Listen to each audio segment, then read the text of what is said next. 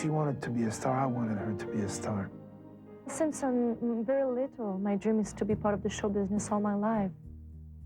Celine Dion exhibited this enormous amount of passion since she was a little girl. She's 100% passion. Just listen to the depth of those notes. You need to be relentless in your pursuit to become successful. Perseverance involves desire and want and must have. It's been my passion since I was very young. It's always been my dream.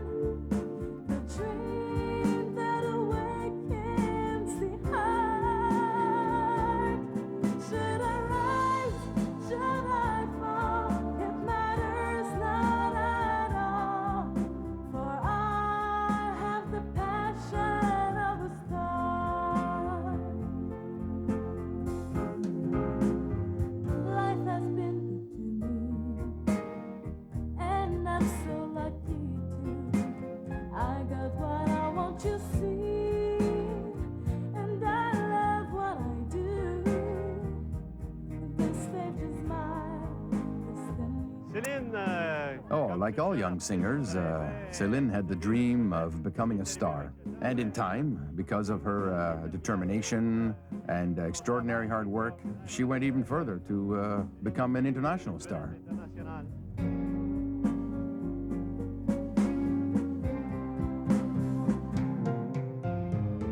I believe passion is really created by what our destiny is in life, which of course is dictated by the higher power. I think passion leads art. An artist has something that they have to say. It's some deep part of you that has to speak, and it'll speak no matter what.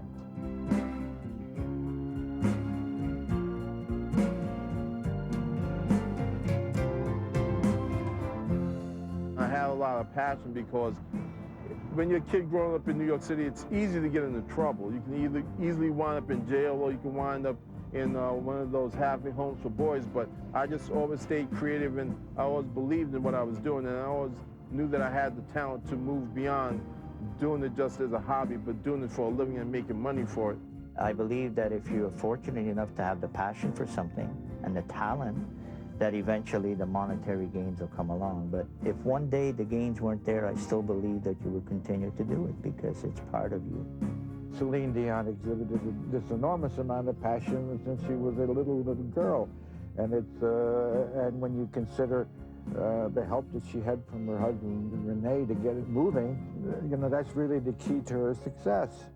Besides her great talent, you know, because you can't do it without that.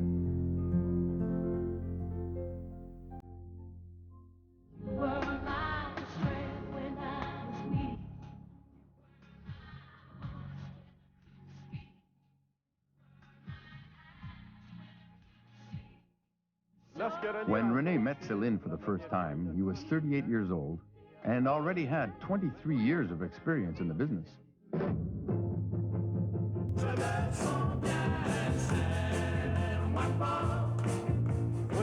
I had the pleasure of meeting Rene when I was 15. I started a group called the Baronets with him. We were together for 12 years.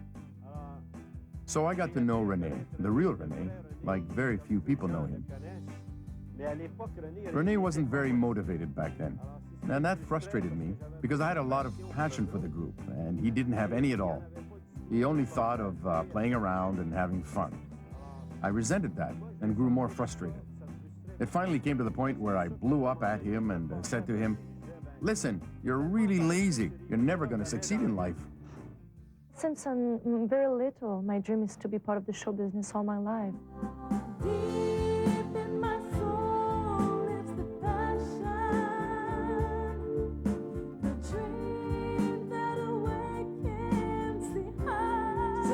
I'd say that music has always played a part in my life. When I was 5 years old, I sang, yes, but to give an exact age is difficult. It's been my passion since I was very young. It's always been my dream.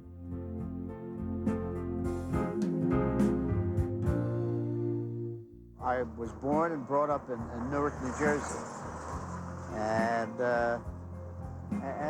you know, we were poor, and I lived in the projects, and it was tough.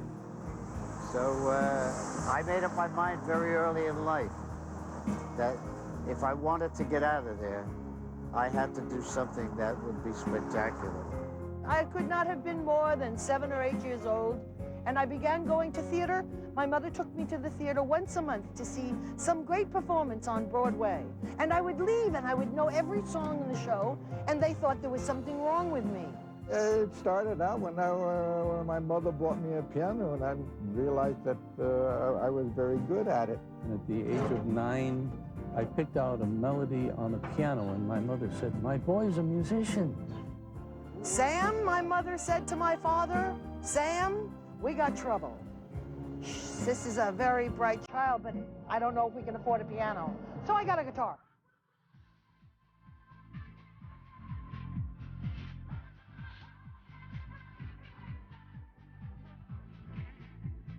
It started out really early. I was a 5-year-old child when I discovered how happy it made me to sing and love music. I was really, basically, even if you're in some place and you're around a family that doesn't really understand what you're thinking and what you're doing, you wish everybody would understand and help you travel around with that passion of yours.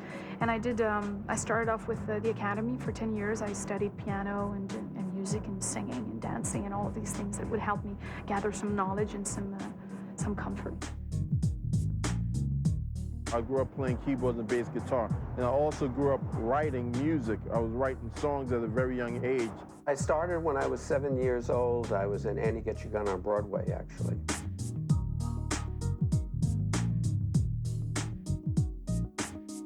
So I've been in show business really all my life, but I started writing songs when I was about 17 years old. I'd gone to a high school in New York, Brooklyn, New York, called Madison High School.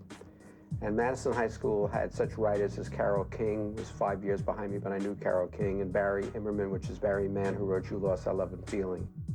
I began singing with a friend on my guitar. That was it. And I sang, and I fell more and more in love with the sound of music and the feeling of it and the excitement in my soul. This was passion. I couldn't have been more than 10 or 12 when I realized that I really liked to sing. So by the time I was 15 or 16 years old, I had already recorded my first record. And it was a regional success. It wasn't a national success or an international success. And once I'd had a taste of it, I'd made up my mind that that's what I was going to do for the rest of my life, or at least try to do it.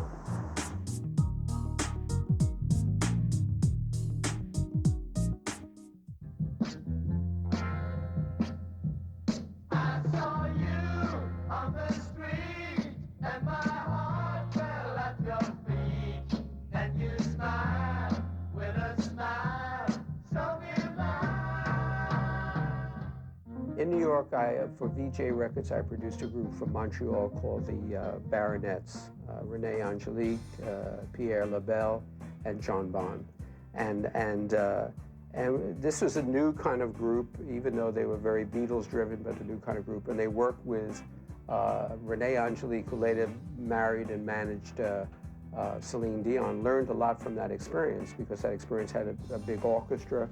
You learned the arrangements, you learned the different kind of songs, the way the musicians played. It wasn't just like putting the guitar on first and the drums. This was a full-out day. And how quickly, if the key wasn't right, we could change the key. If someone was not getting the trumpet parts right, and Renee Angelique, as well as John and Pierre, saw the professionalism and the difference of coming to the great city of New York of what can be done. And Renee Angelique used that years later with Celine Dion.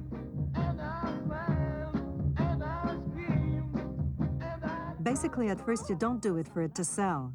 You do it because you're inspired and animated by this passion.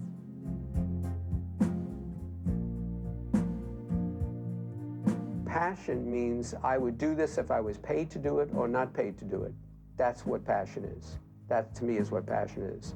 And you gotta love while you're doing it, and not love yourself, but love doing it, and so passionate that if you could change one person's life, the way I think philosophically, for the better, then you've succeeded in life. To some people, success is making a lot of money and driving exotic cars and living in mansions. And to other people, success is doing what you love most and being paid to do it. And it's not the amount of money that you get that makes you do it. If you have a passion for what you're doing, if you're a singer and your passion is to perform, any size audience is fine for you. My passion was music. It wasn't necessarily to perform. It was the music. And the music was broad-stroked. It was everywhere. It was in jazz. It was in rock and roll. It was R&B. It was folk. No matter what it was, I constantly tested myself with the assignment of the music. Céline is a very passionate woman. This passion, her love of singing, came from the theatrical milieu she was born into. She was the 14th child in a family that sang, danced, and played instruments. The first sounds she ever heard were musical notes. Don't think Céline went into her career for the money, for the glory, or any of that. She has a passion that artists have. You hear it in Edith Piaf. You see it in Liza Minnelli and Charles Aznavour. He was one of the artists who had to suffer the most to succeed in his career. He was told he was too small, that he wasn't good looking, that he sang badly, that his songs were only so-so, but he had a passion and a very strong determination.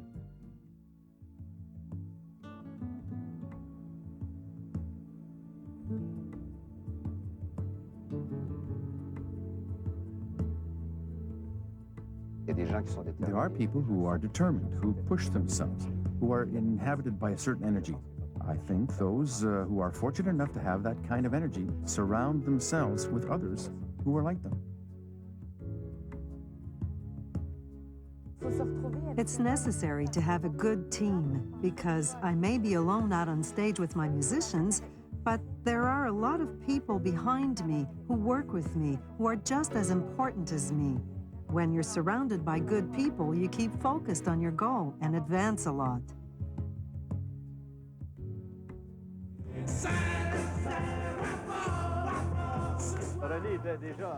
René was already then, deep down, a boss, a leader of men. And me, I didn't like to give in. When big decisions had to be made, there was always friction between René and I. The final decision was made by whoever came up with the best argument.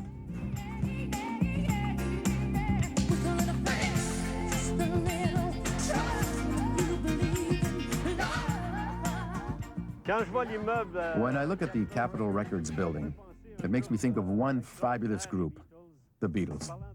Talk about passionate guys. These guys, they made it because they worked so hard during the 5 years they played in Germany. They played in clubs that were real dives, full of smoke and so noisy the audience was not even listening. You have to be determined, and you have to believe in yourself. That's what the Beatles were like, and that's the reason they became such a success. As much as we love the Beatles themselves, we also love their manager, Brian Epstein. We followed the group's career and we observed the strategy he used, which was superb.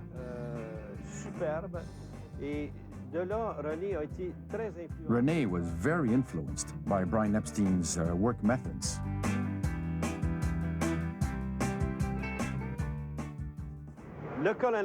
Colonel Parker, who managed Elvis Presley, also had a lot of influence on the Baronet, because he too was a great strategist. He was a guy who had a real sense of the business and marketing, which was quite out of the ordinary. Colonel Tom Parker would put Elvis into venues that were too small for the amount of people that wanted to see him, but he knew that these venues would be sold out, that people were clamoring for tickets, that he knew this. But he also knew that the next time he could put him into a bigger and bigger venue and that people would fill the place. This strategy influenced Renee and I enormously. I had started working as a manager and producer even before I quit the group. So then, when we broke up in 1970, Renee also went into management and production. René's early attempts weren't all that successful. His first big success was Céline Dion.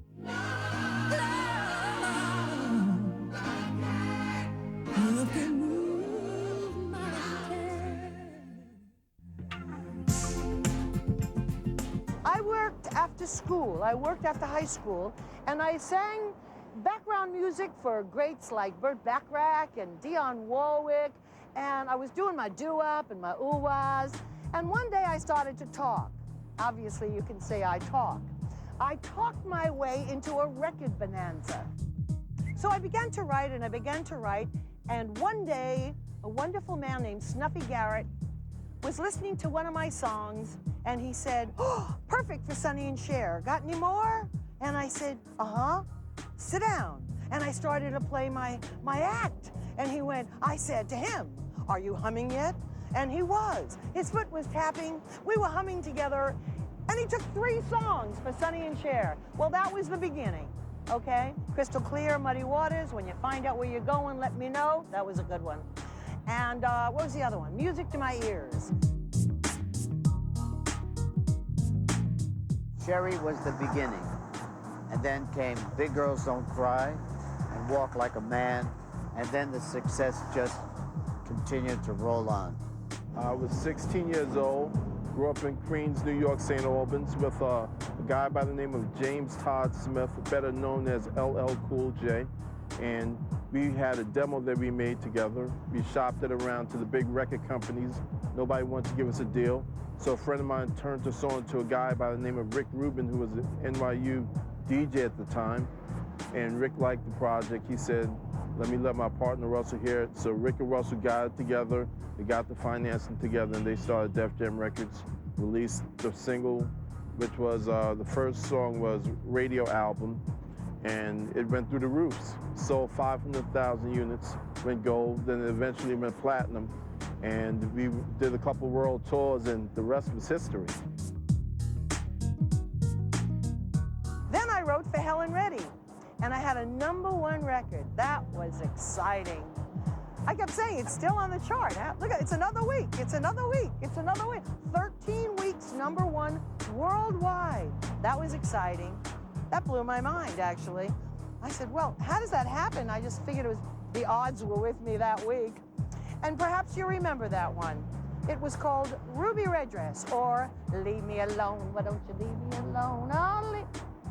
Be kind to my dog. He's my passion today. The second release that we had was probably one of the biggest records I've ever had in my career. That was Can't Take My Eyes Off You. You're just too good to be true. Can't take my eyes off you. The song was written by my partner Bob Gaudio and Bob Crew. And they both knew how desperately I had wanted to have some sort of a solo career and have a success with it, that they wrote the song specifically for me.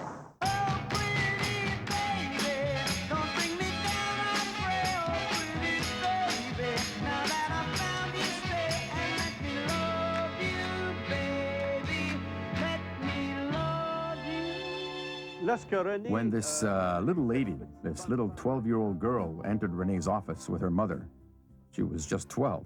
Well, that was vision. That was passion. I had tears in my eyes. It was so beautiful. I had never heard anything like that.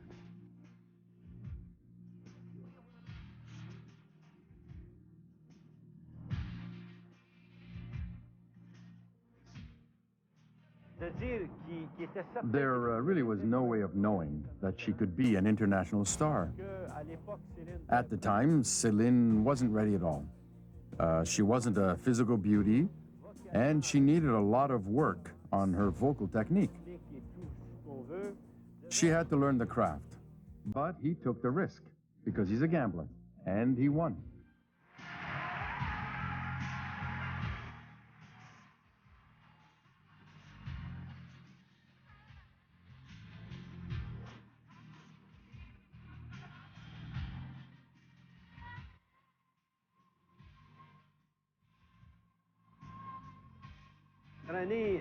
One of René's qualities is that he's stubborn and determined. There were some very difficult times when people in the business would say that Céline was this or Céline was that. They'd say he was wasting his time, that there was no future for her. He saw something in there, and he was able, as a manager, to protect that aspect of her that was the artist. Because a lot of times, it's the child in us that's the artist. It's the child that's endlessly creative. And the child will get hurt. You know, the child will say, if you say, oh, I hate your art, I hate this, I hate that, oh, your paintings are horrible, I'm not going to come back and show it to you again. Why would I break my child's heart inside? And so it was a combination where René was able to see her and really market her properly and also protect her artistic side. I know that Michael Jackson started off at 5 years old or 6 years old, and there were others along the line where, unfortunately, a lot of them had problems along the way, having started so early and probably missing out on a great part of their childhood, you know, their normal childhood. You grow up learning your identity and your place in the world. Well, you just kind of have that quicker. You know, it's a very adult business, a very hard business, a very selfish business. It's a very egomaniacal business. It's driven by egos and money and doubt and worry. And I just don't think that's a business for kids. I would never want my children to be child stars. I've seen so much tragedy with child stars. Being stars while they're children, and once they become teenagers or a little older, nobody wants to use them anymore, or their careers are over. Now, what do they do? Where do they continue their lives? How do they continue their lives? There's 9 times out of 10 that being a child star will ruin any opportunity that you would ever want to be an adult actor. Because for some reason, the people who are in the business, who run the business, think that you cannot draw an audience as an adult. They think that whatever you had dies when you turn 18. I never understood that. I never got that. I still don't get that. That's a very weird part of the business. When you have an artist like Céline, whose parents totally placed her within the hands of René to guide the career without interrupting or without interfering, that is 100% plus. I had an artist who was, I'm not going to mention her name, but she was the granddaughter of a very, very well-known singer. We came to listen to this 12-year-old girl, and she was simply awesome, outstanding talent.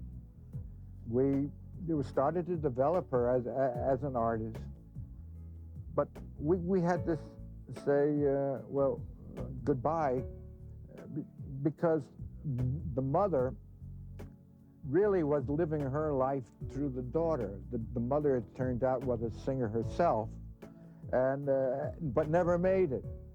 This town or this industry is loaded with people that want to take advantage of you and want to use you and really have nothing to offer. You need to find that person that has the dedication, that really believes in you. Céline, again, was very fortunate in having found René, and René having found Céline, because they truly believed in each other.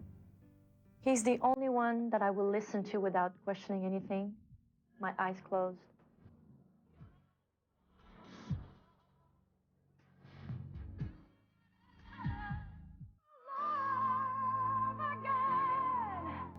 Passion passion that we do carry is pretty specific. I don't think that everybody does have the same passion.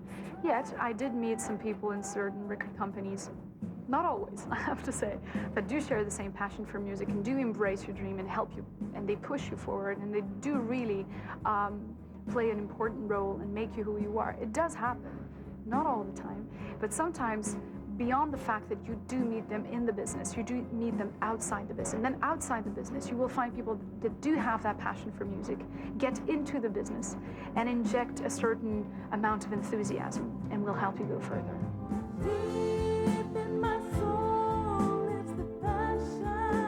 I think the reason why artists need good management is that it is very difficult to speak for oneself.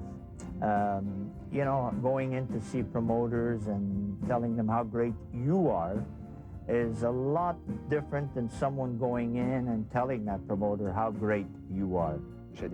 I was the host of a radio show then on the Montreal station CKLM. One day, René Angelou phoned me and he said, listen, I have a singer that you have to hear. You have to hear her. You have to hear her. A good manager can say, well, we're going to do this and we're not going to do that. And sometimes you say, geez, you know, that seemed pretty good what we're turning down, you know, but that there's a reason for it.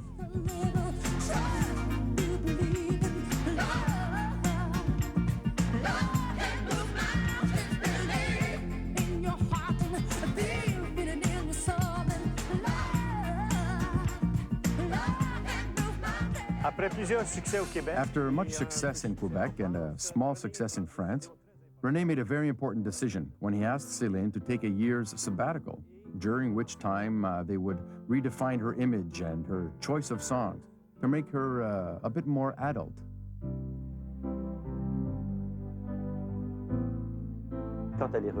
When she came back, I said, this is going to be a sensation. It really was the right move at the right time. I thought they made a brilliant decision, but I could only think so far. I couldn't possibly imagine the career she has now. But with time and steady steps, she did it. I guess the first time I got to know Céline is when, fortunately, I had René bring her to the label. A chance meeting, or fate, as we say, at a fast food type restaurant. And it's got to be fate, because I had never seen him there before, and I haven't seen him there since. But we started to discuss, and that was the year that Céline took a year's sabbatical, I believe from 17 to 18. And I don't know what his intentions were at the time, but I did say, René, have you thought of maybe branching out further? And I said, why don't you come and see me on Monday? Maybe we can discuss something, which he did. At the time, it was very unusual to be part of a major company like Sony, because these international companies were not really interested in investing in Québécois artists. For a good reason. For them, it was easier and less expensive to make copies of already existing records of French, American, or English artists than it was to return to the studio and spend money for an album to be sold just in Quebec. René and Céline went to Ireland, and she won the Eurovision contest. Well, now that was amazing. But she'd spent her time off privately, preparing to sing in English. She took intensive courses at Berlitz, and they had some songs composed especially for her. And then they set up a meeting in northern Quebec. Actually, it was at Saint-Marguerite-du-Lac-Masson with the Canadian representatives of Sony Records. When you're promoting a new artist, usually you bring the artist across the country, okay? You visit radio stations, retailers, you have dinners. In this case, I remember saying, you know, maybe, instead of bringing Céline across the country, maybe we should bring the country to Céline, which is what we did. It was different. We brought all the key people from across Canada to the Chanticleer. The people showed up. It was so different. The Friday night Céline performed. She never fails. She just charmed all of the people in the audience, met them all, took pictures. They all got to know Céline for the first time. And then the rest of the weekend, we never bothered those people. They stayed, they skied, it was beautiful. They left there with such a good taste in their mouth that When we did bring Céline across the country to meet them again, well, they knew who she was, they knew the treatment they got here in Montreal. It was something that probably wouldn't work all the time, but in this case, we brought the country to Céline, and it worked. From that moment on, everything they touched turned to gold. That was the beginning of the fantastic career that she has today.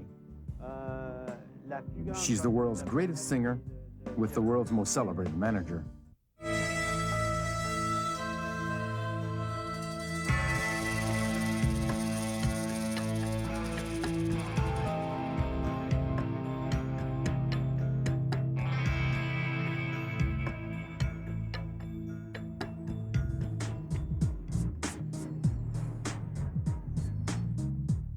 New York, New York. Who hasn't dreamed of singing on Broadway?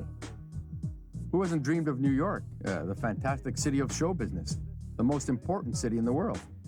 And here in New York, she signed her first contract with Sony to make a record in English, where the song Where Does My Heart Beat Now really became an international success.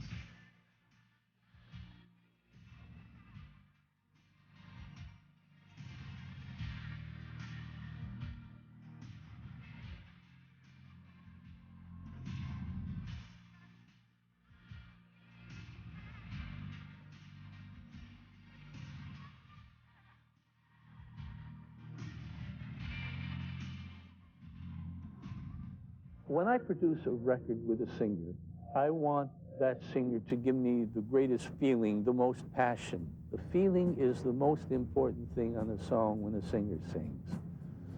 The other important thing on a song is that the song should say something. In other words, it should be a good lyric and melody to begin with, or we wouldn't be doing that song. Is it the song that makes the singer, or the singer who makes the song? Well, it's a combination of both, yeah? It's a combination of the passion of both things being this miraculous marriage. A song suddenly ignites a spirit that is in the singer, and it's the beautiful balance. It starts with the writing first. The song has to be an incredible song. You know when you have a hit. You just feel it. It's just like Jerry West drafting Kobe Bryant out of high school. You just know. Certain people know when they have something special. When you have something special, you're well aware of it, and you just put it in the way to whereas that song can't lose, and you just ride the wave. You just feel it in the studio.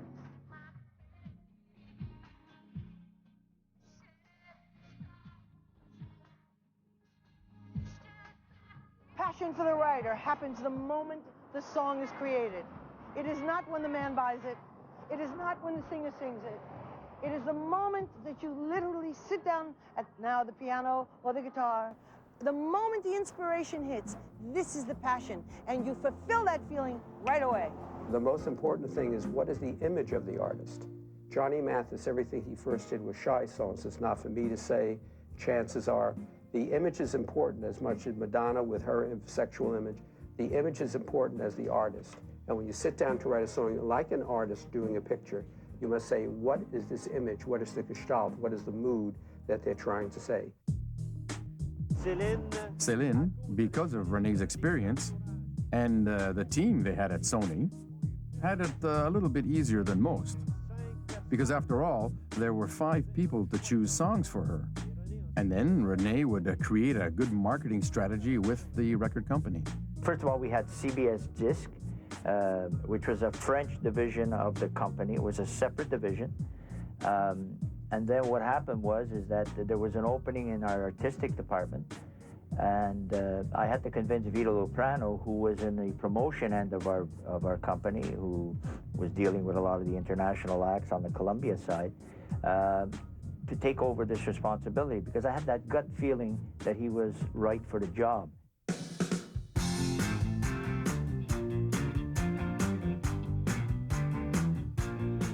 Here's where Céline started to lead the real life of a star. The Four Seasons Hotel, which became René and Céline's headquarters for at least 15 years. They met with the biggest names in the business, David Foster, Tom Mottola, and all the people who played a part in the success of her career. There was good chemistry between David Foster and Diane Warren and the composers. They recorded the album in New York, Los Angeles, and London, England. But the album didn't take off as they'd hoped. And then they devised a brilliant marketing plan for her record, and they created the songs Where Does My Heart Beat Now and Love Can Move Mountains. So calls were made to CAA, the Creative Artist Agency, and they managed to convince Michael Bolton to use Céline as the opening act on his tour of the United States. For Céline, it really was part of her dreams coming true. I mean, when she first got here, she hoped she could be as big as, say, Mariah Carey or Whitney Houston, but she could never have imagined that she would one day become a superstar.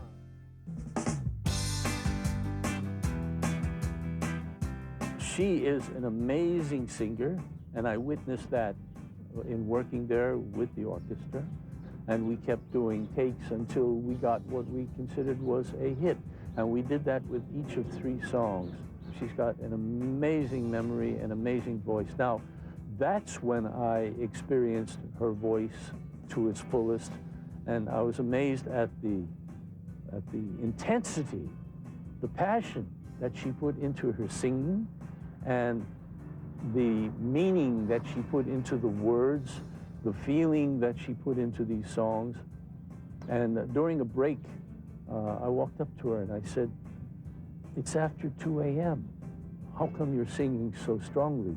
She said, "I suspected this afternoon that this was going to happen, so I took a nap." That's the passion. When I started to work on this album, I said, you know, it's going to take a while before to be playing on the radio or to be on the charts. You have to be patient to be in this business because nothing happens overnight that's good, that's going to last. If you get success overnight, it ends overnight. So all the people that the kids see that comes out and sell 1 million copies, that person been working for 5 to 7 years to get that dream happening. So you just have to be patient. You need to be relentless in your pursuit to become successful. Otherwise, it takes all of that and a lot of luck. And if you're not willing to give up a lot to become successful, in most cases it won't come. And even if it does, it won't last.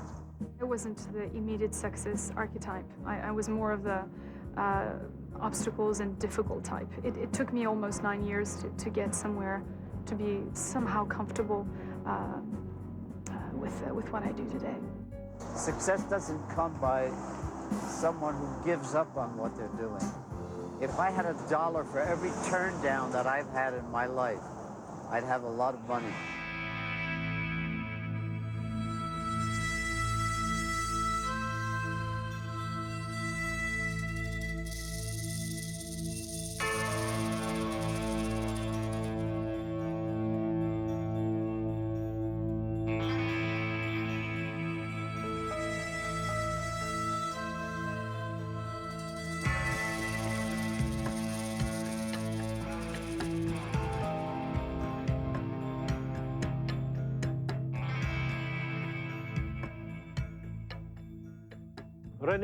In order to give Céline more visibility, Renée made steps to have her sing film theme songs. Fortunately, Disney offered her When I Fall in Love, which she sang with Peabo Bryson. Next, Robert Redford, who was the producer of the film Up Close and Personal, offered her the song Because You Love Me. Then Lady Luck blessed them with a film called Titanic. The composer went to see Renée and said, I have a song, the theme song for Titanic. Well, they decided to make a demo and took it to the director, James Cameron. He listened to it and was bowled over. So she sang My Heart Will Go On. And that song broke a record at 117 million radio plays in 1 week, which was extraordinary. And that's what made her a superstar.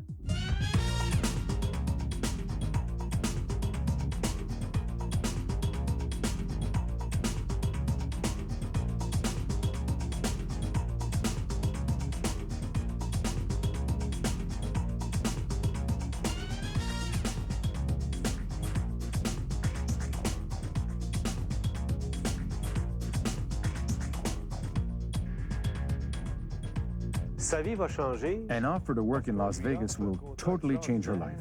A coliseum of 4,000 seats is built especially for her.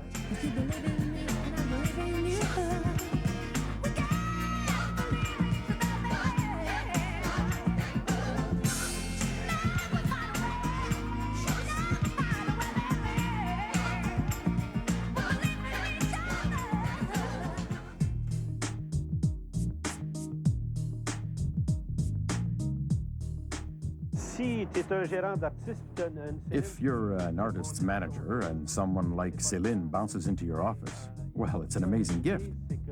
But you really have to realize that show business is like a lottery. Or you could say that it was destiny that the Beatles would meet Brian Epstein. Or that Elvis Presley was destined to meet Colonel Parker, and that Renee would meet Céline. But it's not as simple as that. What they say about genius is it's the infinite capacity to take great pains in the area where your interests lie. It's giving up a lot of things. It's when everybody else is having a terrific time and having fun and going out, it's working all the time. It's staying on top of your game. And a genius without their craft is often a simpleton. So Renee was a genius in what he did. Céline was a genius in what she did. Together, he was able to take care of her and protect her. And she probably wouldn't have gotten where she was without him. And he probably, you know, maybe he would have found another, you know, producers, managers, they look for that great artist. Many times, this is what's lacking, you know, is that good management. Let's be honest, I mean, I've definitely been impressed by René Angelil. He, of course, is, I have to put him at the top of the list because he has the ability to steer his artists in the right direction, be very diplomatic with everyone around him. There are definitely others that are there. I don't want to name any of them because I think I'm going to miss some, but there's not enough. And I think might be what is lacking in the music industry today is, and even then, to have good management. You know, people often say, oh, it's René Angelil who created Céline Dion. Well, yes, okay, he's her manager, and he's done a marvelous job directing her career because he had much more experience than her, and he's older, etc. But she's always had that determination to conquer the world and become an international star. It's that determination, I think, that is finally what got her where she is today. I mean, you have to have that to do what she does. Doing a big Las Vegas show every day, even to make it in Montreal, you need to be exceptionally disciplined. A lot of people, when they reach that level of notoriety, start to lose their head. But you never hear a word about that with Céline Dion, even that she's had a glass of wine too many. Céline Dion's a woman who walks a straight path and is inspired by the love of her career and her craft. She had absolutely extraordinary passion and talent. It's Céline who has changed Renee. I'm repeating myself, but Céline's determination has also motivated Renee. Because Renee is a guy who needs to be challenged. And if you have the misfortune to challenge him, he's going to try to show you that he can do you one better. So Céline has been so good at what she does that he feels obliged to prove that he can be as good as her, if not better.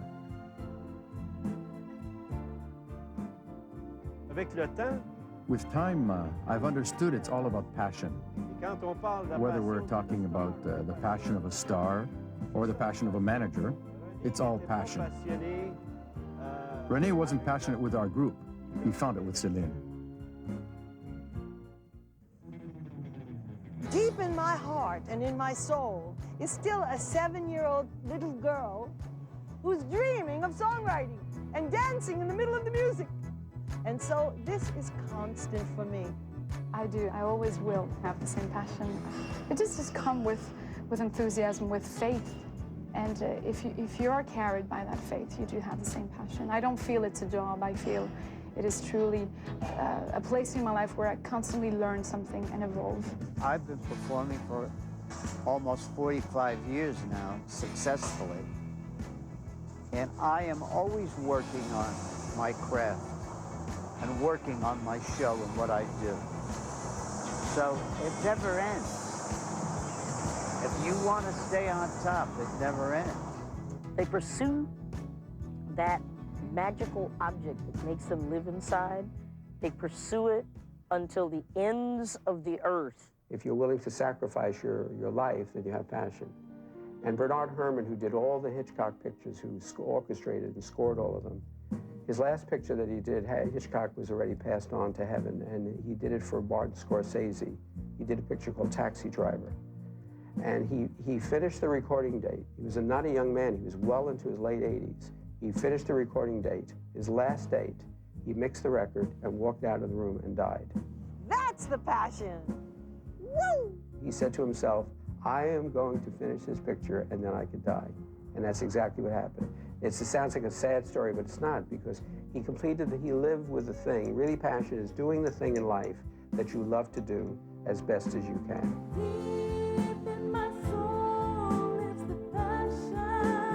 Music is the closest thing to God. Music is the fastest way into the soul. I think when artists are really connected, it's not their voice.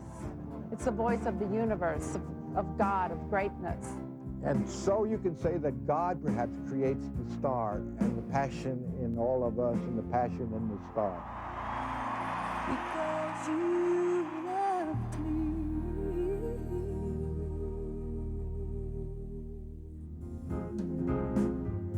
Life has been to me, and I'm so lucky too. I got what I want to see, and I love what I do. This stage is mine, destiny, a plus is mine.